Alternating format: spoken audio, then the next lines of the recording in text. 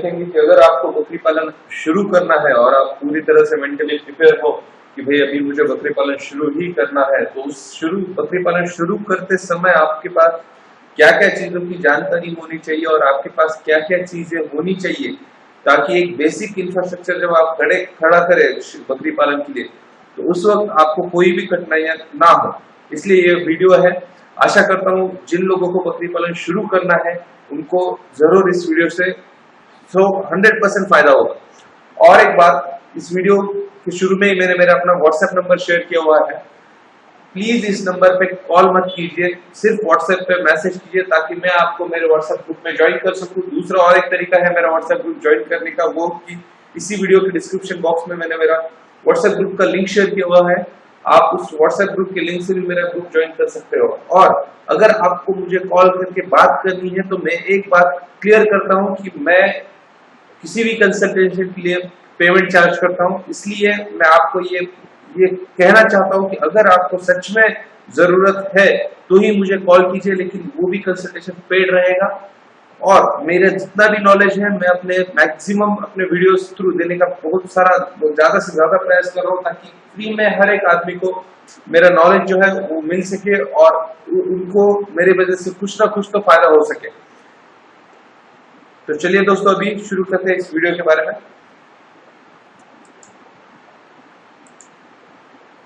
तो सबसे पहले जो इम्पोर्टेंट थिंग्स है बकरी पालन शुरू करते वक्त हमें क्या क्या चीजों का ध्यान रखना चाहिए और क्या क्या चीजें होनी चाहिए, उसके बारे में एक ब्रीफ में हम देख लेंगे। तो सबसे पहली आती है वो चीज जगह, उसके बाद आता है शेड का स्ट्रक्चर, उसके बाद वैक्सीनेशन के बारे में सही जानकारी, उसके बाद दवाइयों के बारे में सही जानकारी, उसके बाद किड्स मैनेजमेंट, उसके बाद में फूड ट्रे का मैनेजमेंट, उसके बाद पीने के पानी का मैनेजमेंट, बकरियों का मैनेजमेंट, डीवर्मर का समय पे यूज, रिकॉर्ड बुक्स का मैनेजमेंट और बकरियों का बीमा। तो चलिए दोस्तों, अभी एक एक पॉइंट मैं आपको एक्सप्लेन करता हूँ कि किस तरह से आपको ध्यान देना है बकरी पालन शुरू करते वक्त इन सारी चीजों पे, जो कि सबसे ज्यादा इंपॉर्टेंट है। तो सबसे पहले आती है जगह। तो जगह का मतलब है कि जहां पे आप बकरी पालन शुरू करने वाले हो, तो मेरा ये कहना है कि जहां पर भी आप बकरी पालन शुरू करने वाले हो, वो जगह जो है वो बकरी पालन के लिए ही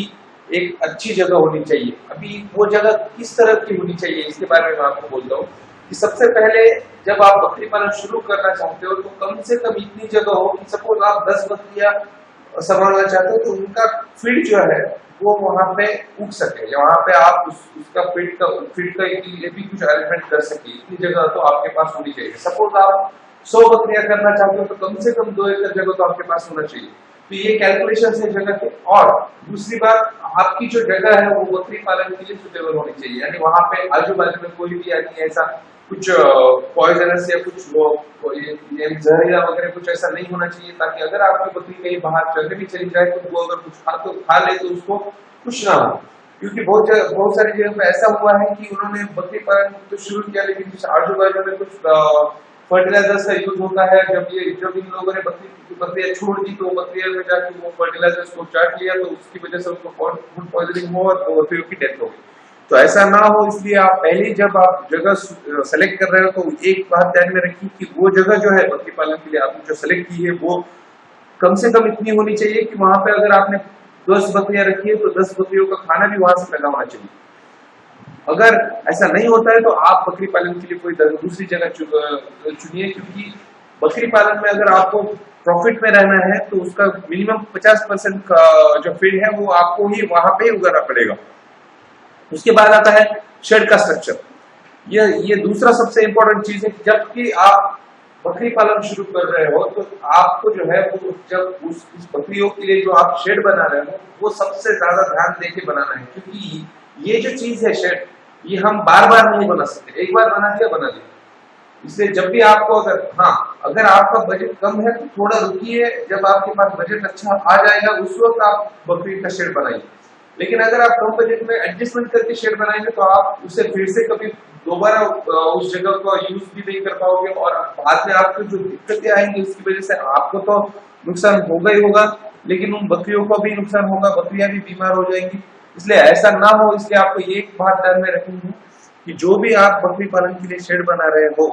वो शेड जो है वो एक अच्छे तरीके से हो। सपोज अभी आपके यहाँ पे बारिश बहुत ज्यादा है, तो मैं प्रिफर करता हूँ कि आप जो है वो जमीन से 5 फीट ऊपर का शेड बनाइए, जहाँ जैसे इस फोटो में दिखाया गया है उस तरह का शेड बनाइए। अगर आपके यहाँ बारिश बहुत ही कम है तो आपको ये खर्चा करने की जरूरत नहीं है, आप डायरेक्टली ग्राउंड लेवल से शेड बना सकते हो। लेकिन अगर आप जमीन से 5 फीट ऊपर का शेड बनाते हो तो उसमें आपको एक एडवांटेज है कि वहां पे बकरियों का जो बीमार गिरना है वो बहुत ज्यादा कम हो जाता है, बकरियां जो है वो हेल्दी रहती है, जिसकी वजह से आपका प्रॉफिट मार्जिन जो है बढ़ जाएगा। इसलिए अगर आपका बजट है तो एक काम कीजिए कि आप मैक्सिमम जमीन से ऊपर एलिवेटेड शेड स्ट्रक्चर बनाइए,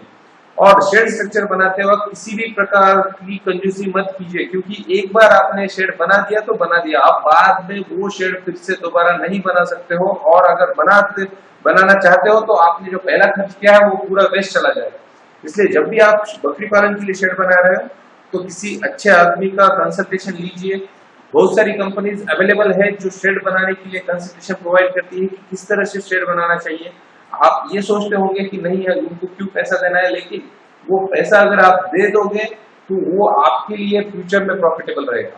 क्योंकि आपको अगर कुछ आइडिया नहीं है तो आपको उनका कंसल्टेशन लेना बहुत ज्यादा इंपॉर्टेंट है, क्योंकि वो जो शेड बनाने का डिजाइन जो देंगे वो डिजाइन जो है वो एक प्रॉपर वे में रहता है, जिससे बकरी को लगने वाली हर चीज उसमें कवर हो जाती है। उसके बाद आता है वैक्सीनेशन के बारे में सही जानकारी। अभी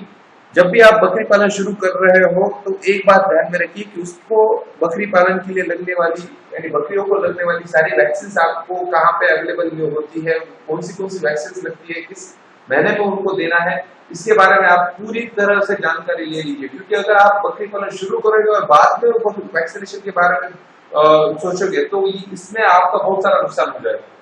और वैक्सीनेशन के लिए मेरा एक सेपरेट वीडियो है, कौन से मंथ में कौन सा वैक्सीन करना है, किस तरह से वैक्सीन करना है, डीवर्मिंग करके वैक्सीन क्यों करना है, इसके बारे में पूरा वीडियो है।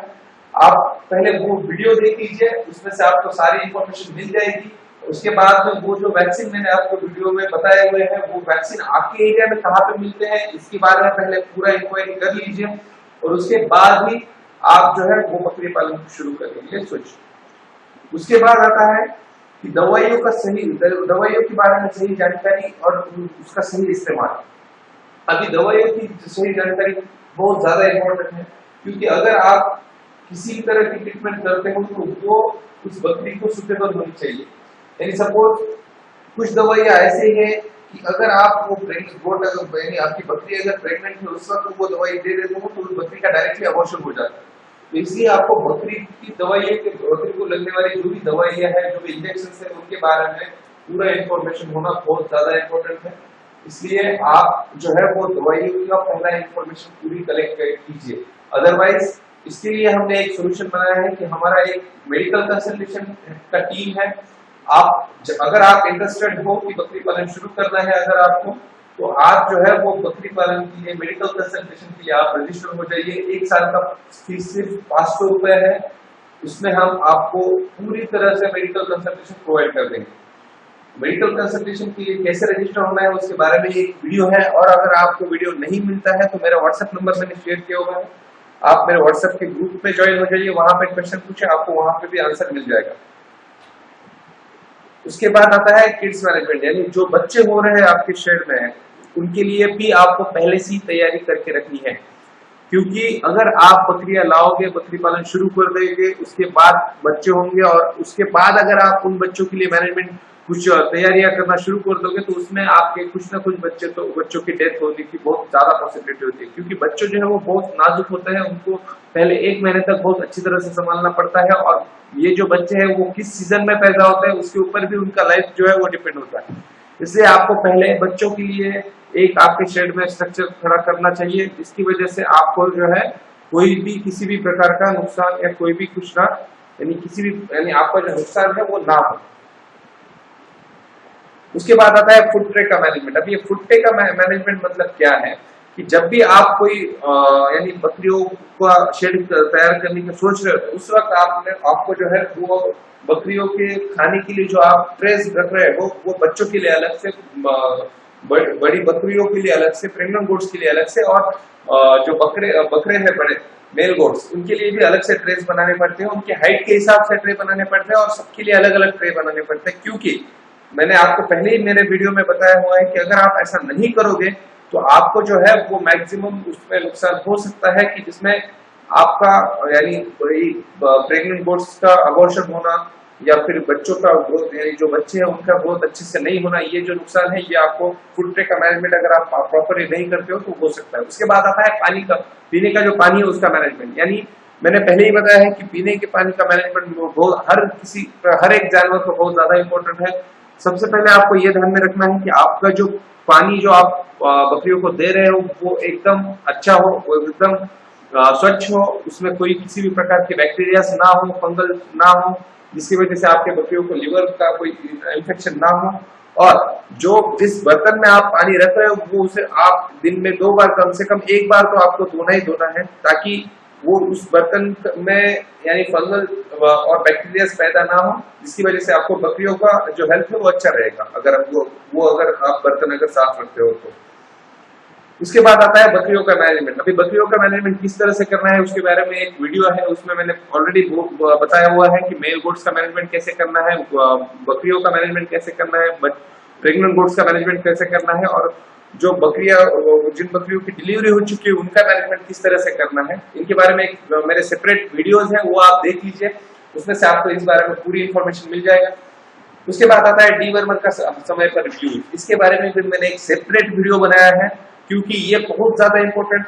टॉपिक है, और वो जो है ये जो टॉपिक है ये हर एक बकरी पालन करने वाले आदमी को 100% इसका नॉलेज होना चाहिए। क्योंकि डीवर्मर अगर आप प्रॉपरली यूज नहीं करोगे तो उसके साइड इफेक्ट्स भी हो जाएंगे, और अगर आप डीवर्मर कभी कभी यूज करोगे, टाइम टू टाइम यूज नहीं करोगे, तो उसका जो है बकरी को कुछ यूज भी नहीं होगा। इसलिए इसका यूज कैसे करना है और इसके एडवांटेजेस क्या है, इसके बारे में जो वीडियो है वो आप देख लीजिए, ताकि आपको जो है डीवर्मर का यूज के बारे में ज्यादा से ज्यादा इंफॉर्मेशन मिल जाए। लेकिन एक बेसिक मैं इसके बारे में बोलता हूँ कि डीवर्मर अगर आप टाइम पे यूज करोगे तो आपके बकरियों का वेट जो है वो टाइमली बढ़ेगा, एकदम परफेक्ट वेट गेन बकरियां कर पाएंगी, और बकरियां जो है वो हमेशा तंदुरुस्त रहेंगी अगर वो डीवर्मर का आप उस पे प्रॉपरली यूज करते हो तो। उसके बाद आता है रिकॉर्ड बुक का मैनेजमेंट। मैंने पहले ही इससे पहले की वीडियो में बताया हुआ है कि रिकॉर्ड बुक्स का मैनेजमेंट किस तरह से करना है, कौन से रिकॉर्ड बुक होते हैं और वो मैनेज क्यों करना है। अगर आप रिकॉर्ड बुक का मैनेजमेंट प्रॉपरली करोगे तो आपका बकरी पालन का जो भी प्रॉफिट है वो 100% आपको होगा ही होगा। और लेकिन अगर आपको रिकॉर्ड बुक्स का आपका मैनेजमेंट जो अगर प्रॉपर नहीं है, अगर आप रिकॉर्ड बुक नहीं मेंटेन करते हो बकरी पालन के लिए, तो आपको पता ही नहीं चलेगा कि आपको प्रॉफिट हो रहा है या लॉस हो रहा है, और आप जहां पे है वहीं पे आप रहोगे। अगर आपने रिकॉर्ड बुक्स मेंटेन किए तो आपको जो है वो प्रॉफिट कितना हुआ, लॉस कितना हुआ, किस वजह से प्रॉफिट हो रहा है, किस वजह से लॉस हो रहा है, ये सारी जानकारी आपको मिल जाएगी। इसलिए रिकॉर्ड बुक्स मेंटेन कीजिए, और कौन से रिकॉर्ड बुक्स मेंटेन करना है इसके बारे में जो मेरा वीडियो है वो आप देख लीजिए, और उसी के हिसाब से आप रिकॉर्ड बुक्स सारे मेंटेन कीजिए। और जिन लोगों को रिकॉर्ड बुक्स अवेलेबल नहीं है वो डिस्क्रिप्शन बॉक्स में कमेंट कीजिए, कमेंट बॉक्स में कमेंट कीजिए, मैं आपको उसका भी यूआरएल भेज दूंगा, वहां से रिकॉर्ड बुक्स डाउनलोड कीजिए, और आप जो है आपका बकरी पालन का जो रिकॉर्ड बुक जो है वो अच्छी तरह से मेंटेन कीजिए। उसके और सबसे लास्ट में आता है बकरियों का बीमा। अगर आपने ये सारी चीजें की, यानी जो चीजें मैंने पहले बताई है वो सारी चीजों को करने के बाद आपको बकरियों का बीमा भी निकालना है। क्यों निकालना है? क्योंकि अगर आप इनकेस अगर कोई ट्रेजेडी हो जाती है और उसमें अगर आपकी बकरियां मर जाती हैं तो आपको कुछ ना कुछ नुकसान भरपाई तो मिले, इसलिए आपको बकरियों का बीमा निकालना ही निकालना है। चाहे वो 10 बकरियों से आपने शुरू किया हो या 5 बकरियों से, आप जितने भी बकरियों से आप एक भी बकरियों से अगर बकरी पालन करना चाहते हो तो आप उस बकरी का बीमा निकाल सकते हो, जिसमें आपकी बकरी जो है वो 1 साल के लिए सिक्योर हो जाती है। अगर बकरी को कुछ होता है तो आपने जितने रुपए का बीमा निकाला है वो मैक्सिमम 20 दिन में आपके अकाउंट में क्रेडिट हो जाता है, और सारी सिस्टम ऑनलाइन हुई है, इसलिए आपको बकरी का बीमा क्लेम करने में भी कोई तकलीफ नहीं होती है। इसलिए जब भी आप बकरी पालन शुरू करते हो तो पहले जो मैंने पहली सारी जो चीजें बताई है वो कीजिए, और उसके बाद बकरी का बीमा निकालना मत भूलिए, ताकि आपको अगर कोई नुकसान होता है तो उसमें से आप एकदम आसानी से बाहर आ सको और फिर से बकरी पालन शुरू करने के लिए आपको कोई ना कोई यानी मदद मिल सके। आपको ये वीडियो पसंद आया हो तो लाइक कीजिए, अगर नहीं आया हो तो डिसलाइक कीजिए। आपको अगर वीडियो के बारे में कुछ कहना है तो कमेंट बॉक्स में कमेंट्स कीजिए ताकि मैं और अच्छे वीडियो बना सकूं। और इसी वीडियो के डिस्क्रिप्शन बॉक्स में मैंने मेरा व्हाट्सएप ग्रुप और फेसबुक पेज का लिंक शेयर किया हुआ है। आप उस पे यूज करके मेरा व्हाट्सएप ग्रुप ज्वाइन कर सकते हो और फेसबुक पेज लाइक कर सकते हो ताकि आपको मेरे आने वाले वीडियोस के बारे में अच्छे नोटिफिकेशन मिल सके। और जिन लोगों ने मेरे चैनल को सब्सक्राइब नहीं किया है